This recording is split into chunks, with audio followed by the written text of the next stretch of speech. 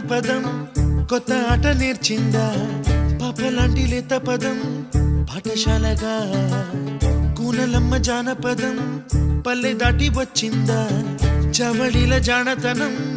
పాట చూపగా కుంచెలో తాగే చిత్రాలు ఎదురొచ్చేలా